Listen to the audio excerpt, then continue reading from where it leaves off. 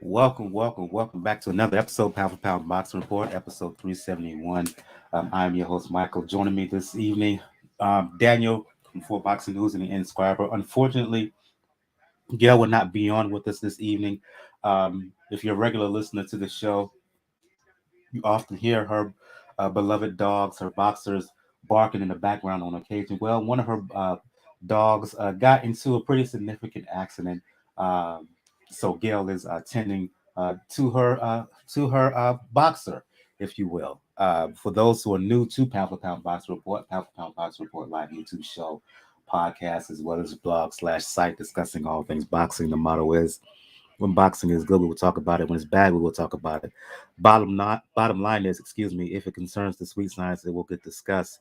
If you want to find out all the information about Powerful Pound Box Report, the site is the place to go to, p4pboxreport.com. If you would like to email us questions, thoughts, suggestions, etc., you can do so, p4pboxing at p4pboxreport.com. On the site, you will find links to what to check out everything regarding regarding Pound for Pound Box Report all over social media. Links to find us on Facebook, links to find the Twitter page, IG page, links to find the YouTube channel as well as Tumblr. Also links to find the podcast on all available podcast platforms, be it Anchor, be it Apple Podcast, be it Google Podcast, Spotify, anywhere and everywhere else in between. Also got on the site you can find links to where you can donate. Got Cash Me, PayPal donation links. Let donation be the best nation. Doesn't matter if it's $1, $2, $5, 99 cents.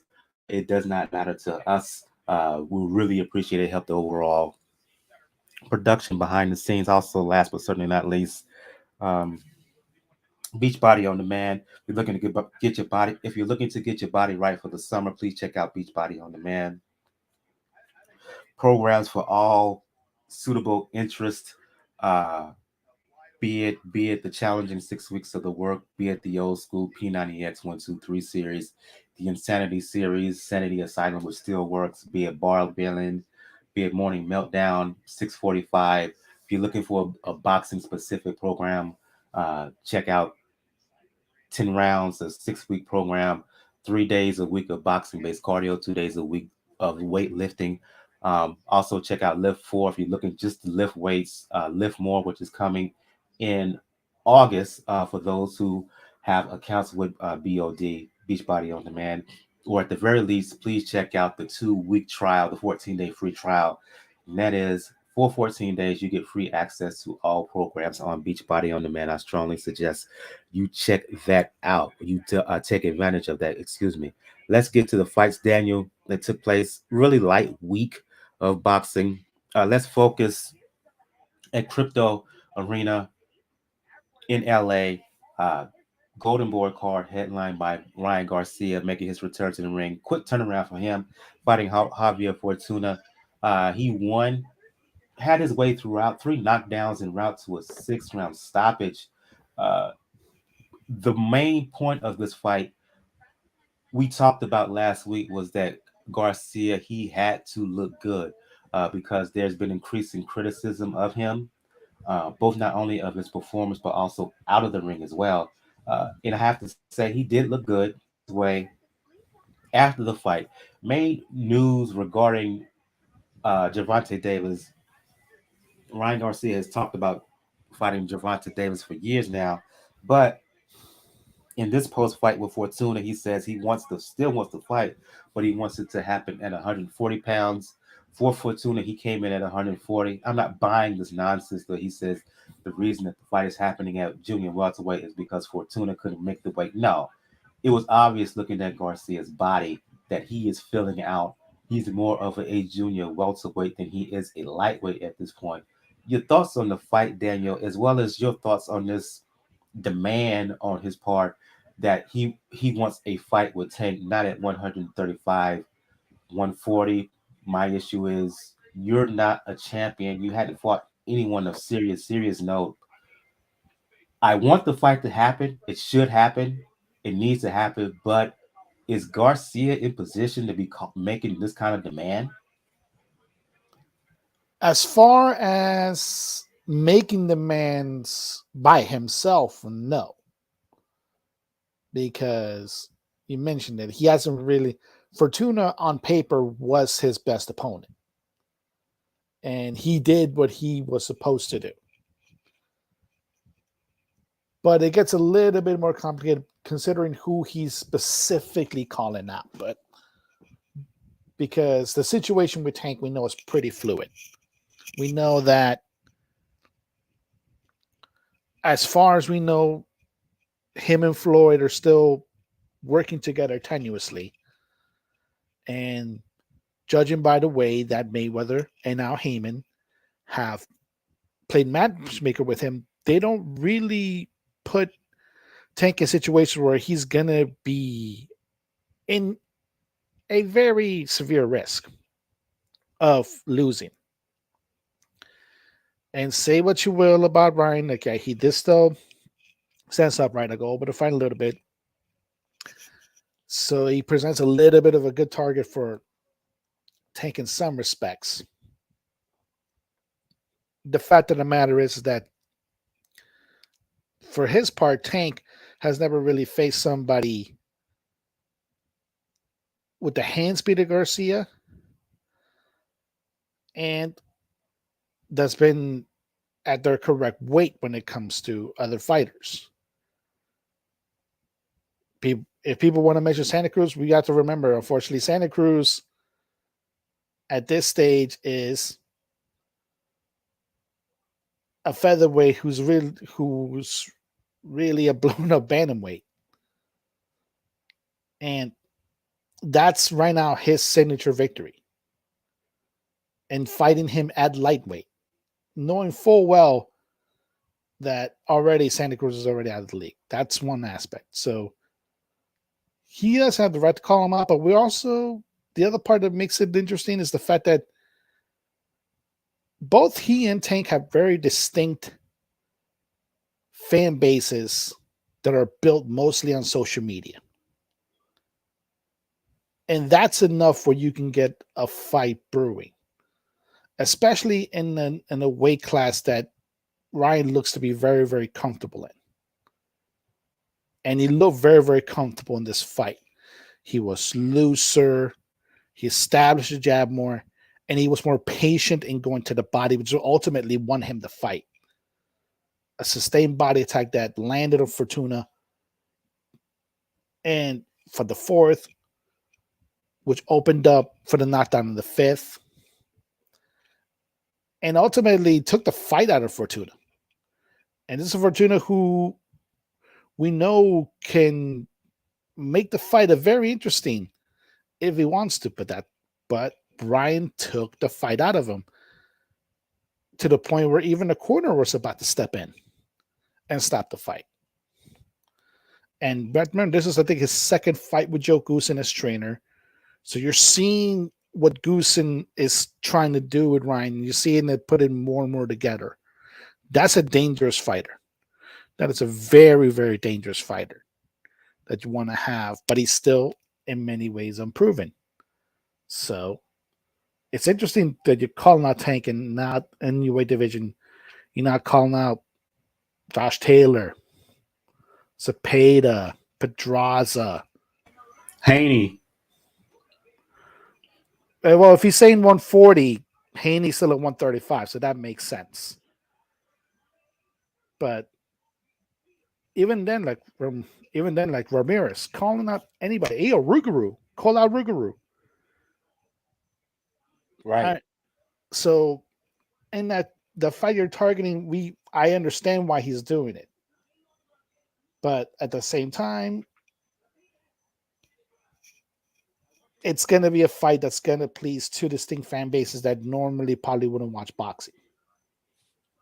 So it's a smart move on one end, dumb move on the other, because Haney was right there. He was under the zone broadcast. It was right there. He could have just said, "I'll go down to 135 if it's Haney," but obviously right now at the end of the day, you mentioned it, his body filled out. I don't think he can make 135 safely anymore, probably. And to your point, and I'll read a comment from King Jimbo. uh, in the chat, Daniel, and I'll get your response from his comments. You call, he doesn't call out Rougarou, but he calls out Teofimo, who has technically not fought at 140 pounds and who is coming off of a loss. Make it make sense.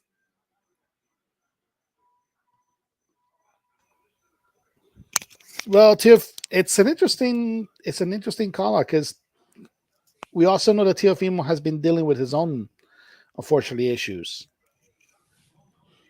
and in the fight going up to 140. So I understand that. I understand targeting him and targeting certain fighters who now are, rather than instead of being closer to the PBC side of the fence, let's go to the top rank side of the fence, which Oscar is pretty confident in making a fight with a lot easier Then if you're gonna do with Bob that, Arum. call out Taylor, who's unified champ. You could do that, but I probably will mention it a little bit later on. Taylor may be a little bit busy, and it looks like he himself was probably going to move up. So it's a very interesting aspect when it looks into what we're going to do. And with Ryan, it's going to be interesting what they're going to do because luckily he's still pretty young.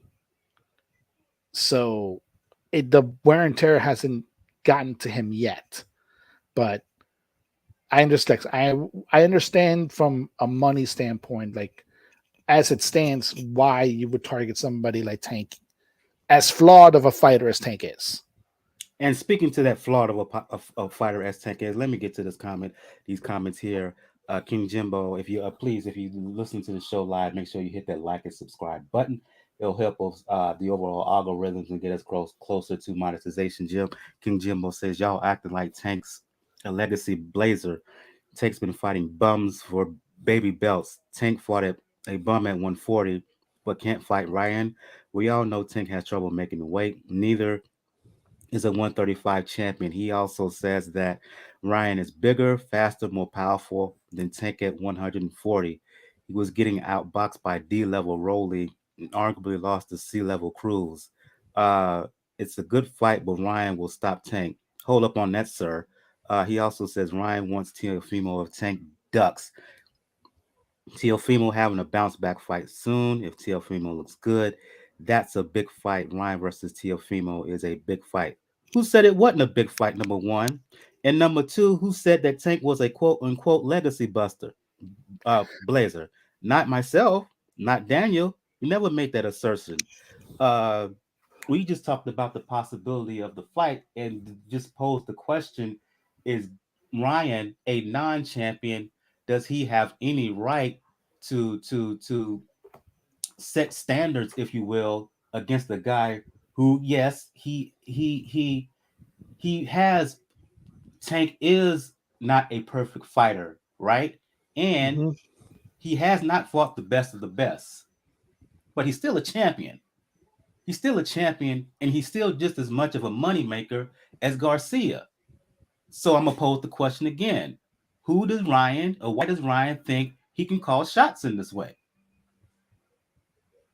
You actually, the comment that King Wait, may mentioned it. Say again. Sorry. go ahead, Daniel. Oh, sorry. But I was about to say, like, actually, King's comment when it came, because I mentioned this on Twitter too. The comment that he made when it came to Tank, in light of Tank's last fight, it's what makes it interesting. Because we have to remember, after Tank's fight with Rolly, it's a situation of, oh, they're talking about, oh, we're no longer with Floyd. We're going to be on our own age and I want the top fights. But you, me, Gail, almost all of everybody's been on this program has criticized Tank's matchmaking as being very, very careful. And he did not look good against Rolly. That was supposed, the fight with Rolly was supposed to be a simple T-ball first round knockout. That was the way it's set up, and he actually struggled at times against Rolly until he landed that shot. That's what probably makes it interesting. The fact is, we don't know who Tank is rolling with. And I said, I personally do not think the fight's going to happen if he's going to be with Floyd.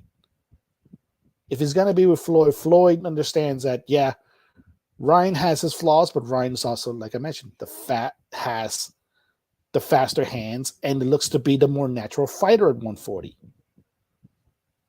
And nobody can say, like, as much as we don't want to disparage Barrios and into it, he wasn't exactly the top caliber fighter at 140 at that point. Like I said, like we mentioned, careful matchmaking, knowing full well the Tank will likely get a victory over that. So that's where it falls into it. The problem that is ultimately going to fall is that the promoters are going to happen to it. Because Ryan's talking greasy about wanting to record all of the negotiations.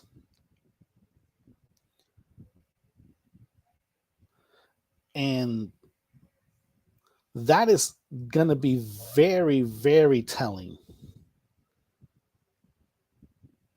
if that is true, because then I don't think it's going to happen. We're going to see who ducks who. That would never happen. Putting on you don't do that. That's dumb business. Just dumb. That's just not smart business. That's just talk. You know, that's just talk and clickbait comments.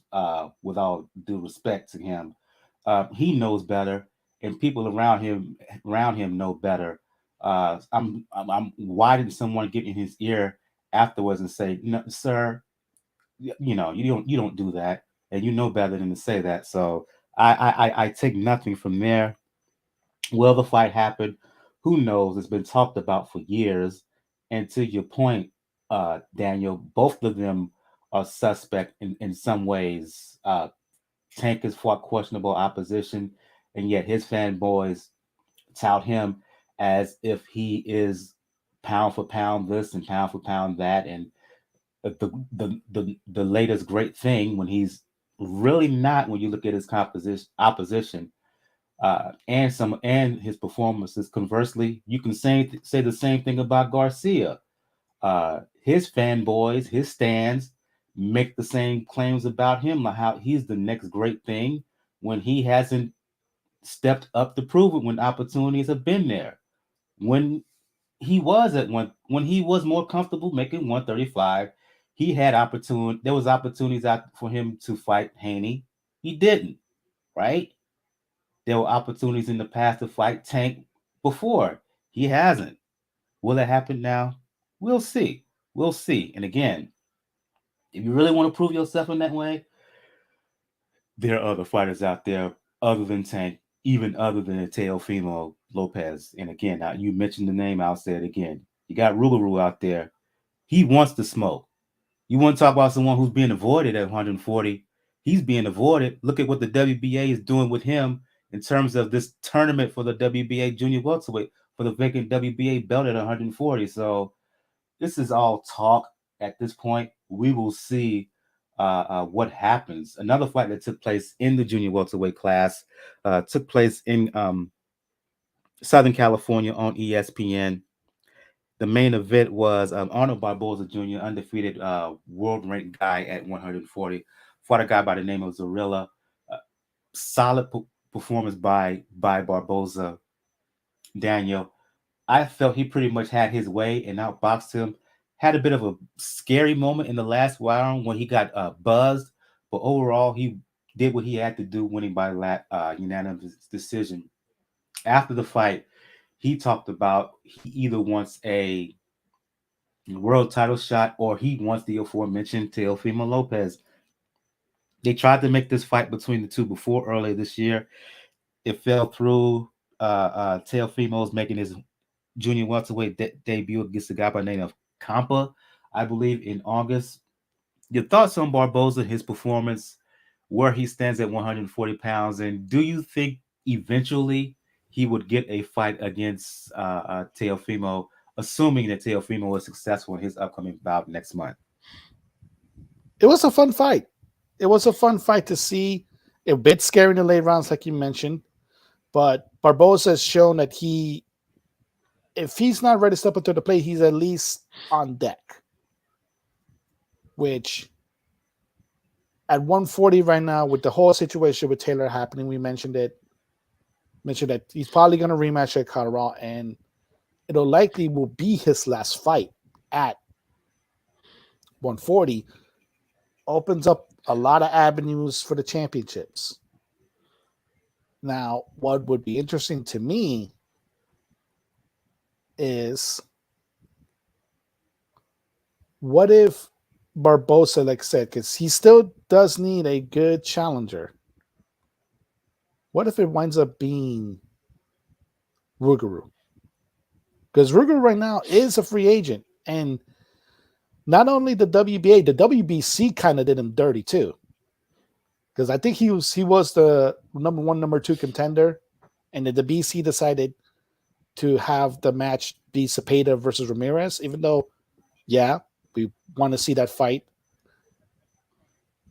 It's still screwing Rougarou a bit. So why not make that fight? And he showed that he's probably ready for it. Barboza showed that in this fight he was ready for this challenge. And I say welcome it. I like that fight. I like that fight, Barboza and Regis Progress. If he can't get a fight, he's not going to get a world title fight this year. It's just not going to happen, given sanctioning body, given the rankings and sanctioning body obligations slash agendas. I just don't see Barboza getting a fight this year.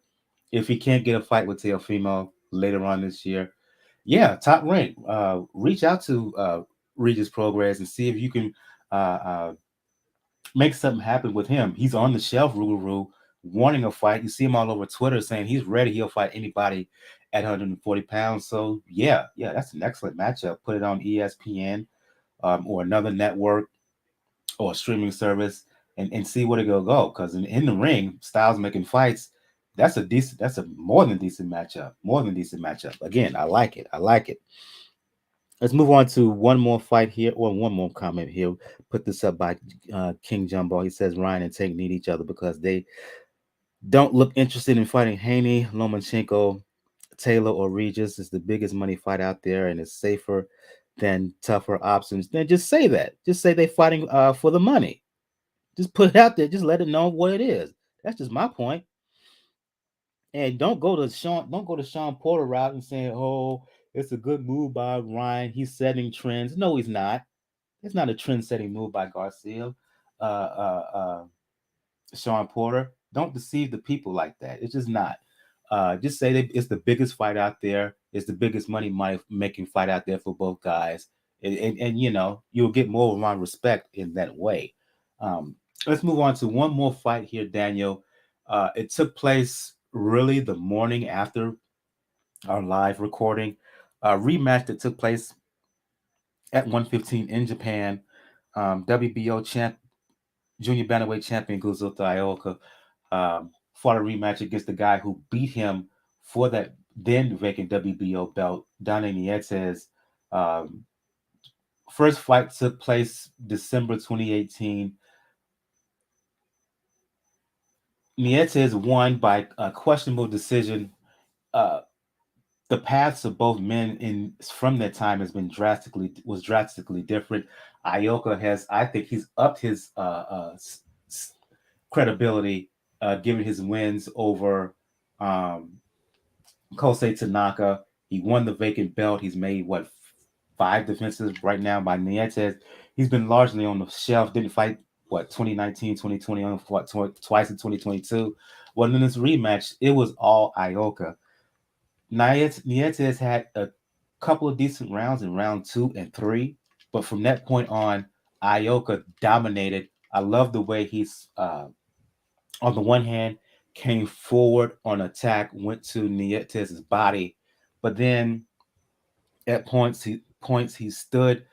he stepped back, fought more mid range and center ring. Nietes, he's 40 years old. He hasn't been active, so you have to put that asterisk in the win.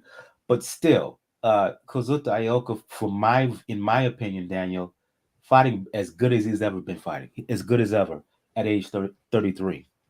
Yep. I mentioned it last week. Kazuto is out to prove something.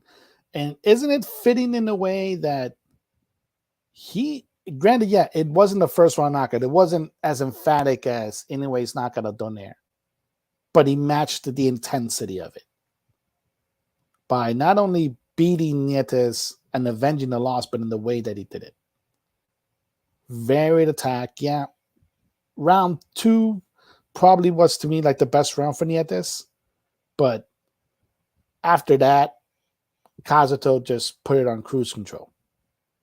And that shows you that he is focused, he's ready, and he wants a crown back in Japan, the most popular fighter in the country. And ultimately, that probably, I wouldn't be surprised if he's angling for an anyway fight. That's probably legitimately the biggest fight that they could, that's probably the biggest fight that they could probably have made in the last half decade. And Kazuto looks ready. We know now one is ready.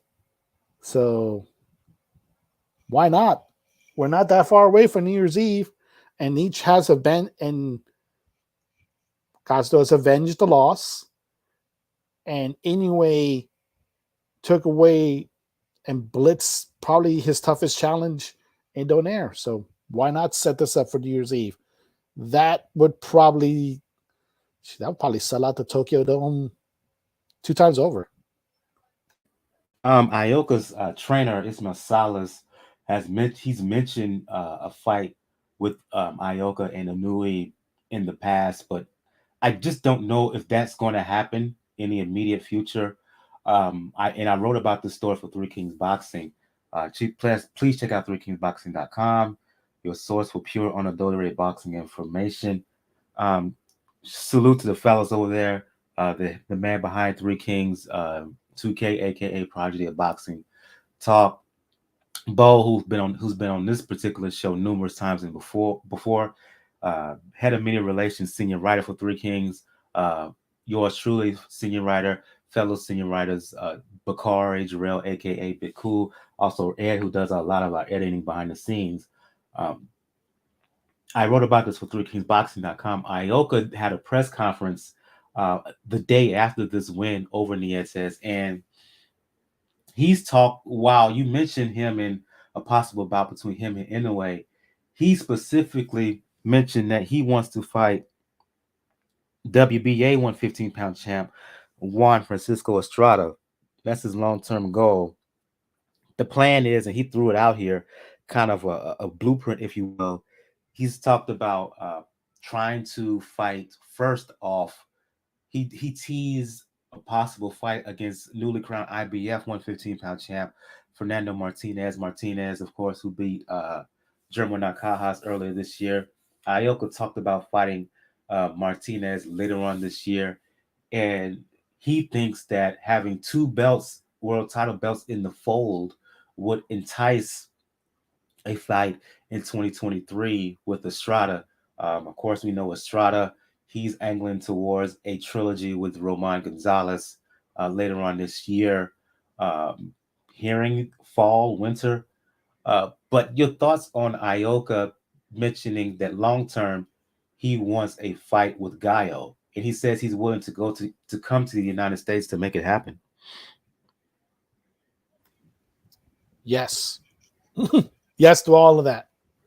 If you can get anyway, that's probably the fight a lot of fans have wanted to see for a very, very long time.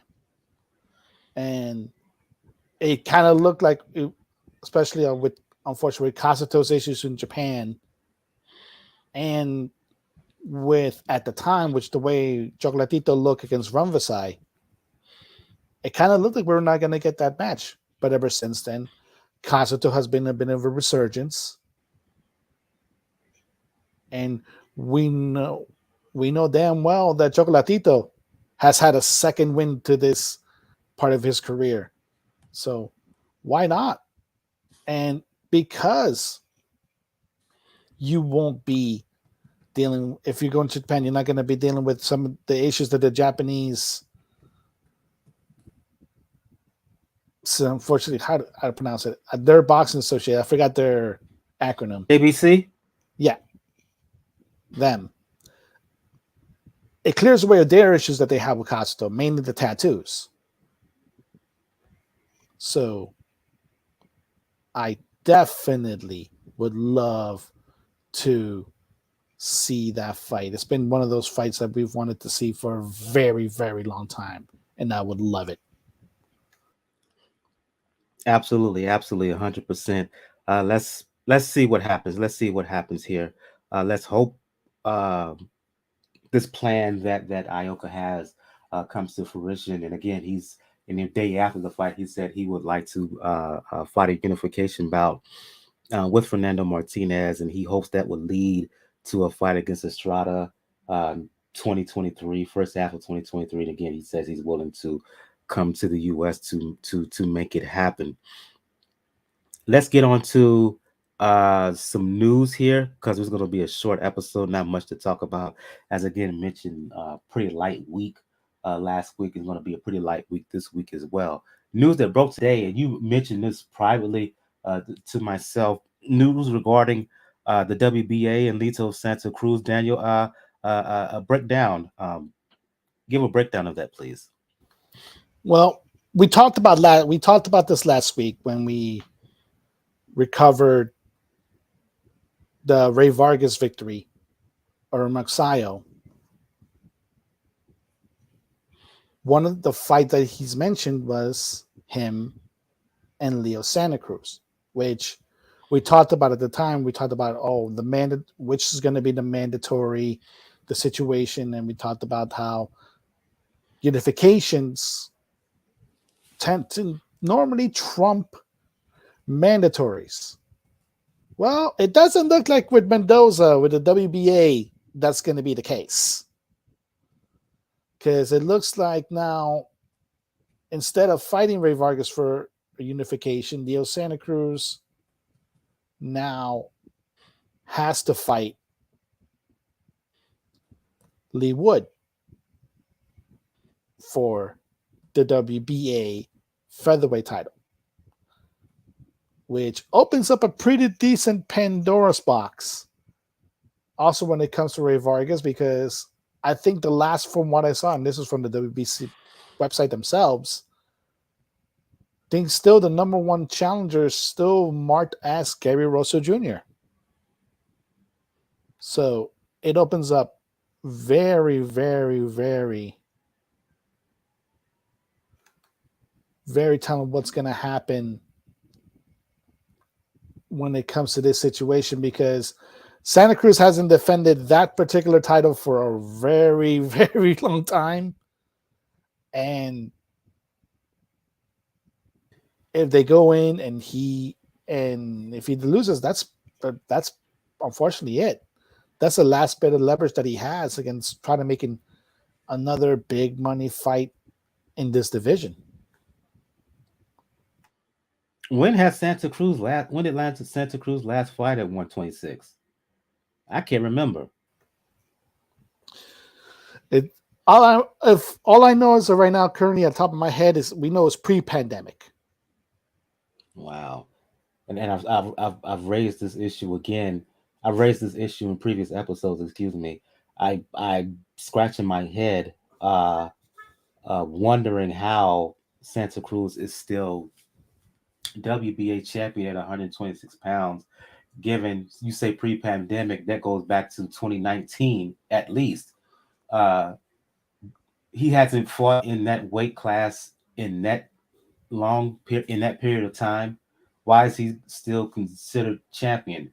Uh, what's going on between him and the WBC in which he's allowed to hold on to that belt still? I know they've tried to make a fight with Leigh Wood in the past. The WBA, I believe, has tried to order that bout in the past, so I'm not surprised by this move, by this decision. I just want, if Santa Cruz is really serious about fighting at featherweight again, doggone it, do it. Can we get some word from PBC about him defending defending the belt? Can we get word about him fighting someone at featherweight? That's just my only. That's just my main beef with this because it's high time that um, he's not allowed. I just don't. I have issues with him still having the belt at that weight when he hasn't fought at 126 pounds in such a long time. Yep. It just doesn't make any sense to me. Doesn't make any sense at all. Let me see here. The last fight that he had at featherweight, where he won the vacant title, by the way, was against Miguel Flores, and that was in 2019. Then Wow. the next fight after that was Tank, and then his last fight was in February, but I forgot what weight class it was. So it was against Carvajal, Keenan Carvajal. I don't think that was a featherweight. I think that was probably what 130 or 135. But it tells you something that it's been almost 3 years since he's defended that belt. See, it's that BS right there. That's all I got to say. That's that BS right there. Let's move on to some other news. It's to insiders like ourselves. This is not that much of the surprise. Surprise.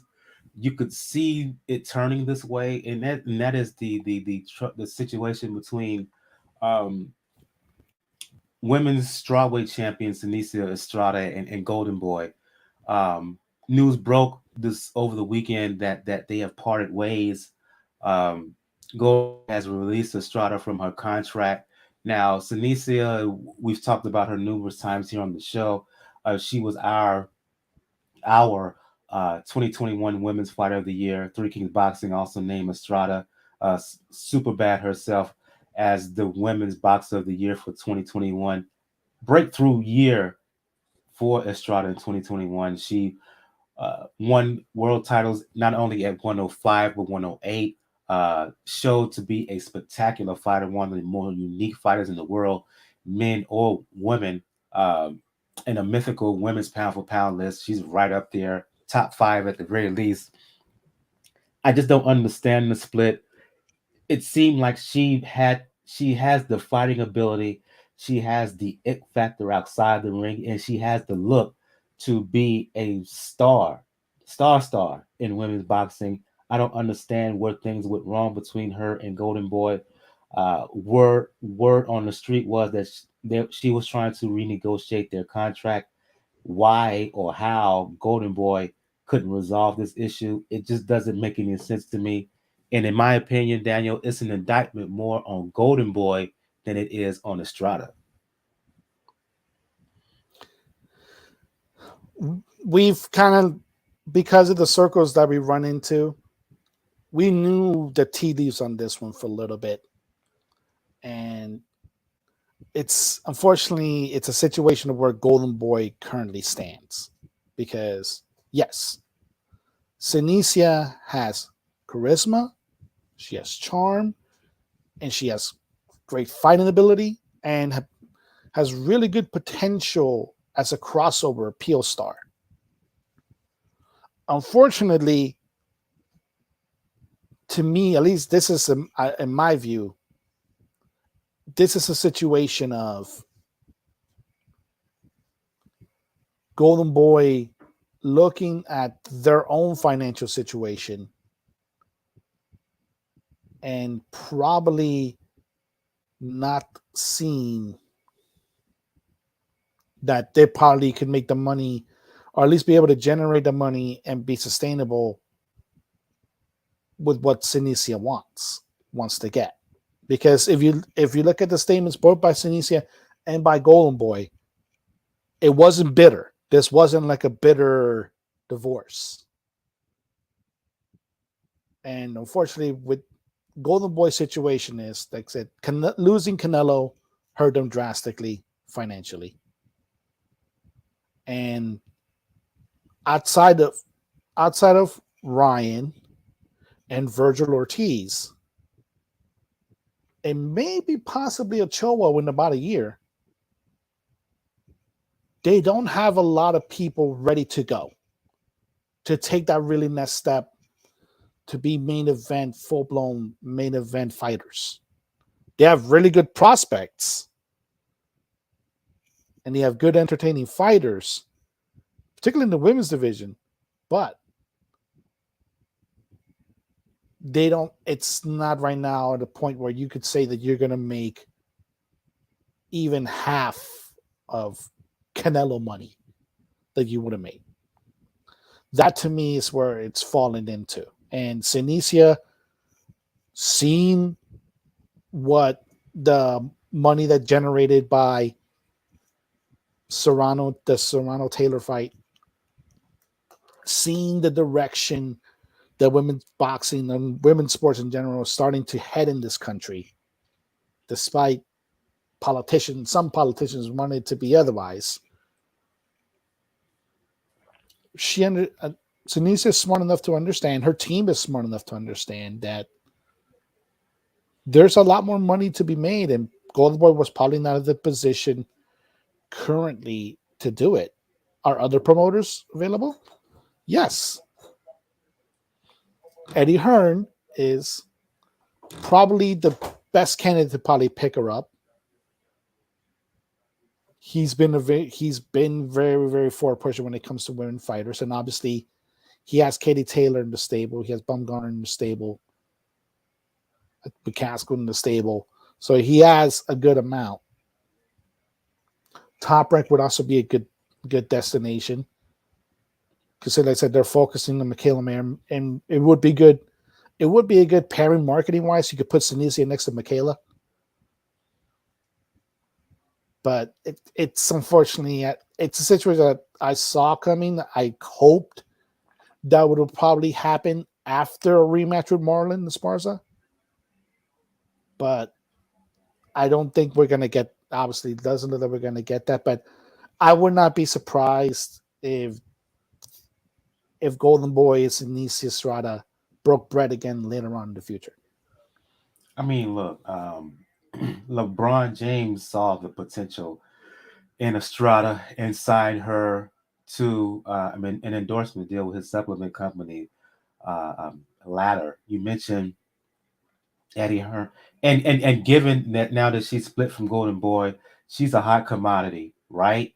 Uh, I would not be surprised if Hearn has not already reached out to her about an offer.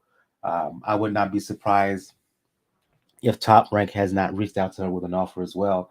And there's also Boxer, who is promoting, who has Clarissa Shields in the fold, who has Savannah Marshall in the fold, promoting that fight. They are promoting the undercard bout between Mayer and Bumgarner. I would not be one bit surprised if they are either have sent a significant major offer or they are in the works behind the scenes planning to do so. Um, but yeah, it's disappointing. It's disappointing that they severed ties. It's disappointing that they couldn't. Uh, um, it's disappointing that they severed ties. It's disappointing that they couldn't make more out. They couldn't build off what was a fantastic 2021 for her. We will see where she goes. The word was she was going to fight in August against Annabelle Ortiz, the woman, excuse me. Oh, what I'm saying, guy, the woman. My apologies for that. The woman she beat for the strawweight title last year. Um, is that fight still going to happen? Probably not at this point. It'll probably get pushed back. But yeah, it sucks for everyone involved. Again, I put this more on Golden Boy.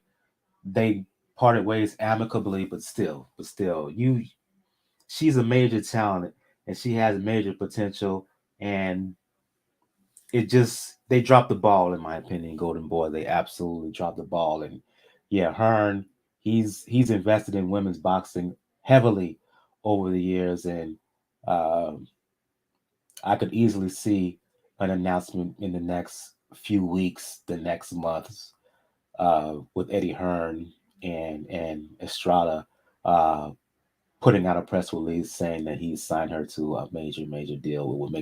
It would make perfect sense for her to venture over to Matchroom because she could still fight on the zone while doing so.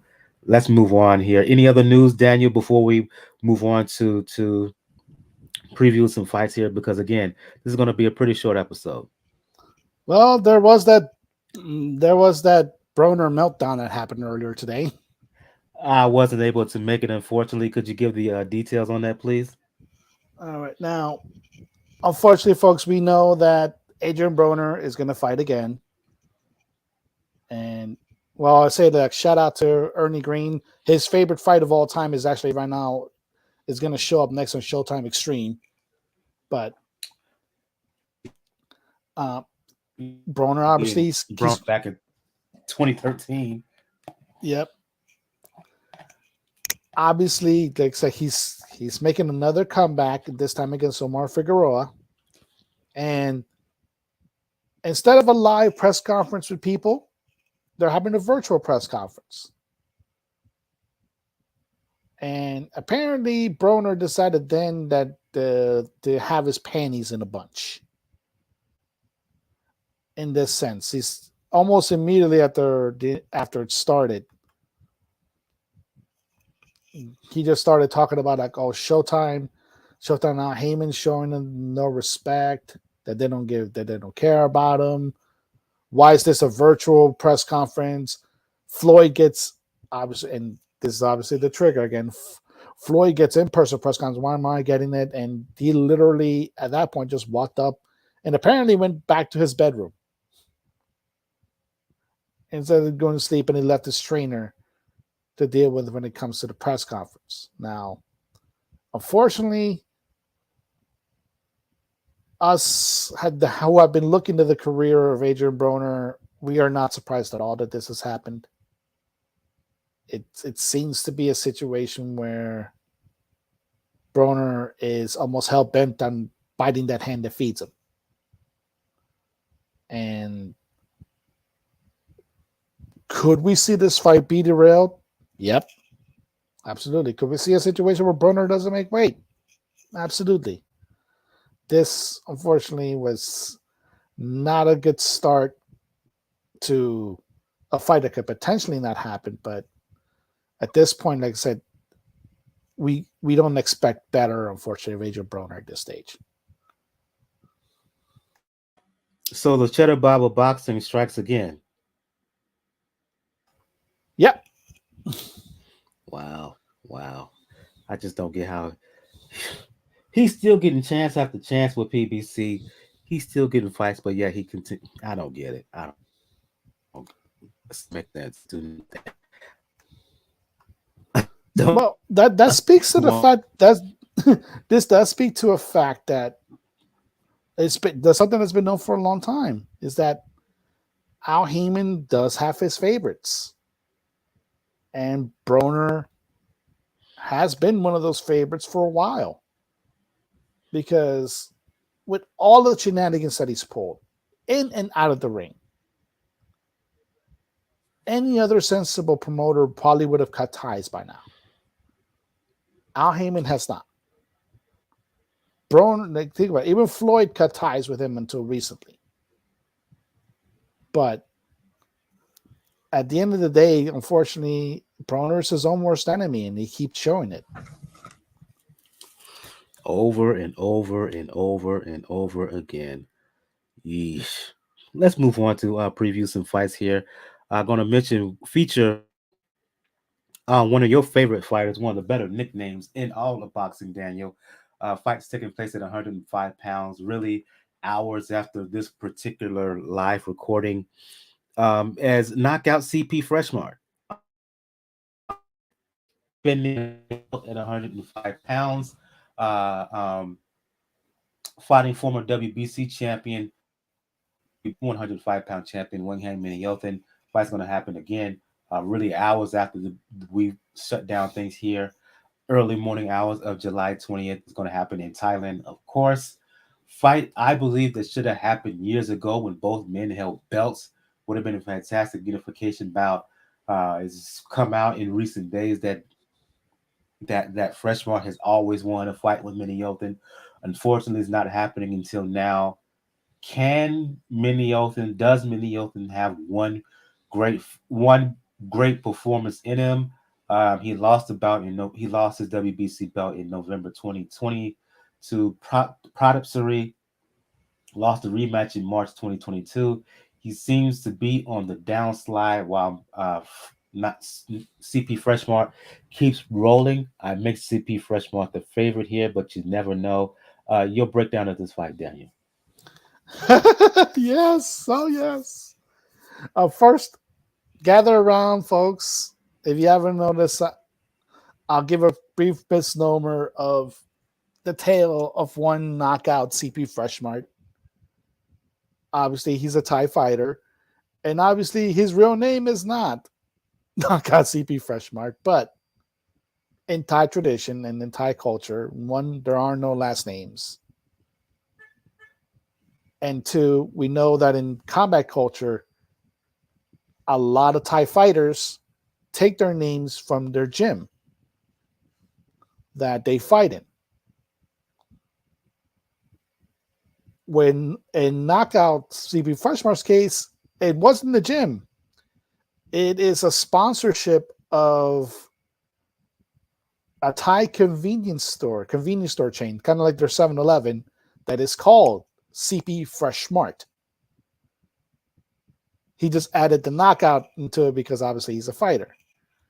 And he has been one of the more entertaining fighters in the minimum weight class in the last few years. He transported from Muay Thai, where he won all the major Thai Muay Thai championships at his weight class, including, I think, the National Championship Amateur. He was the WBC youth strawweight champion before he moved in really into the professional ranks and then started winning the belts into it. If people don't have watched it, his style, it reminds people a lot of Pacquiao, even though his name is Knockout CP Freshmart, he only has 9 knockouts in 23 fights. But what people like that makes him very, very similar to Pacquiao is the way he moves his hands. He does have a lot of leg power, but that's mainly due, like I said, to his previous background in Muay Thai. And he's a patient fighter. He counters really well. And he's willing to fight and willing to dig himself up from early slides and pretty much win the battle of attrition, the battle of combinations. He's only had a couple of fights you can call legitimate duds. But he's on the top chain, and unfortunately, like I said, I don't want to butcher the opponent's last name. I tried to say it myself, and then I keep butchering it. But yeah, it's been a fight that has been a good time coming. It's kind of sad, unfortunately, that you're getting it now, right when one guy looks to be going down while another guy's still going up. But unfortunately, we see that a lot in boxing. We rarely get a situation when you get two fighters legitimately in their prime fighting. And this looks to be one of those cases. I do expect Freshmart to pull this off again. And I probably would say it'll go by decision because he does have a lot of respect for his opponent. So it's not what you go ahead, Daniel. Again? Go ahead. No, I was about to say that. I thought you were going to pronounce it. Yeah, I don't want to butcher it. and he does have a lot of respect for that fighter, and so he's not going to go with a try to knock him out. So I do expect this fight to go to distance, but I do expect Freshmart to win, and it's an entertaining. I'm still crossing my fingers, folks. I'm still crossing my fingers for him and Hickey Butler at some point. Even though Freshmart may be a little bit too small to go to 108, definitely probably too small to go to 112. Hickey Butler can still make those weights. So I'm still praying for that fight. And what you just heard, ladies and gentlemen, is Daniel's TED Talk, boxing TED Talk for Knockout CP Freshmart. I don't think that when Meenayothin is in his prime anymore.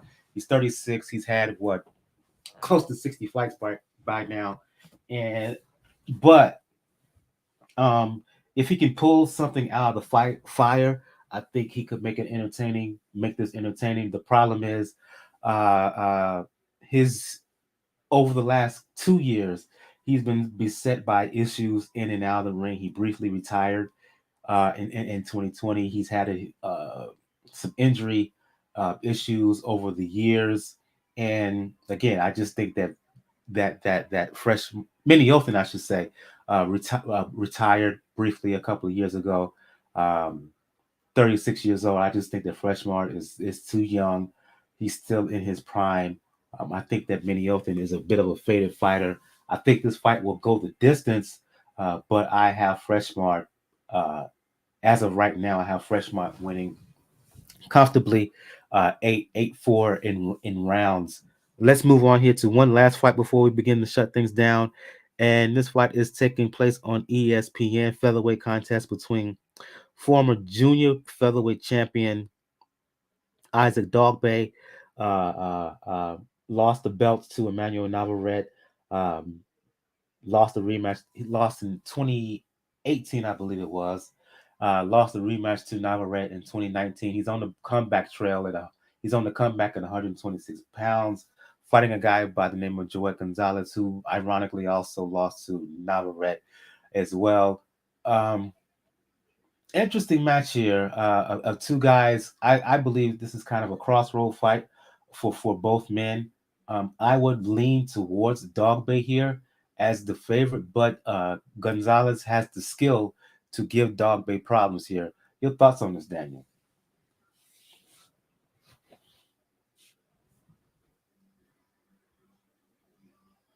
You're on mute, Daniel.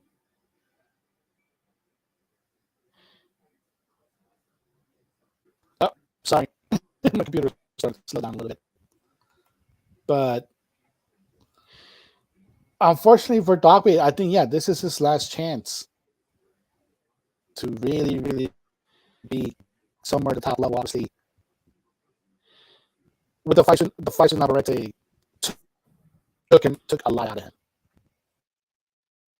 and that's why I guess Gonzalez like somebody else has something to prove. To me, Dogboe is the one that has to really, really show up, particularly in the featherweight division. Like I mentioned, it's a little bit up and up with it, and with what we know now, we talked about earlier. He could get he could be one of the people that if Gary Russell Jr. decides not to try to get the fight until 2023, or if somebody else turns to fall into it, he could be the one that's facing Rey Vargas next, which is interesting because it would probably be a good proxy fight between him and Navarrete as far as similar body types and similar styles. Although with Navarrete, it's just mainly more volume. But with Dogboe, this to me, this is the last chance he has to show up. Gonzalez does have a chance of boxing from a skill standpoint. But let's say, just like I mentioned, like Caso knows that he has to do something big in order to put himself back into full onto the main picture. I think Dogboe recognizes that the same way. And with the way the divisions are shaping up, it may be a little bit easier to do so. And who knows, if he gets a knockout, he might give him the confidence to say he may have the power to take on Navarrete, because as good as Navarrete has been, he hasn't exactly looked at his best at featherweight. So there's always that factor.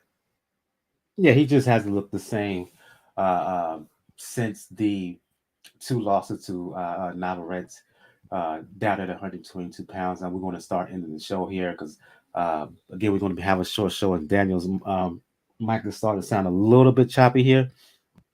I want to thank all the comments and comments in the chat from King Jimbo. Again, Gail is not was not on with us this evening. If you want to talk boxing, media, or occasionally check her out on TMZ Live. You can follow her on Twitter at PR Pro San Diego on Twitter. You can also check out her boxing stuff on Communities Digital News, COMMDIGI News.com. You can also check out her stuff on NY Fights. I go to you, Daniel. Hopefully, your mic issues are resolved. For those who want to talk to Sweet Science, for those who want to talk pro wrestling, for those who want to talk to NBA, especially as it pertains to the Miami Heat, let the folks know where they can find you. Yes, folks, you can find me on Twitter, RAWKUZ99. Definitely check me out there. And we're going to be probably very busy in the next few months. It's starting to pick up a little bit in boxing. Obviously, Kevin Durant thing is still out there. And who knows? By the end of the year, we might not see Vince McMahon in WWE anymore. Who knows? First, before I give my spiel, where folks can follow me, I want to give a shout out to semi-regular Jacob. He's going through some family issues right now. Thoughts and prayers to him. Give a shout out to Gus. He used to be on the show quite often. Shout out to, I mentioned him earlier, Bo from Truth and Facts, who's also been a past guest on the show. And planning, I'm just going to announce it right now. One of the best shows that we had in a long time took place last year, Ladies Love Boxing Show.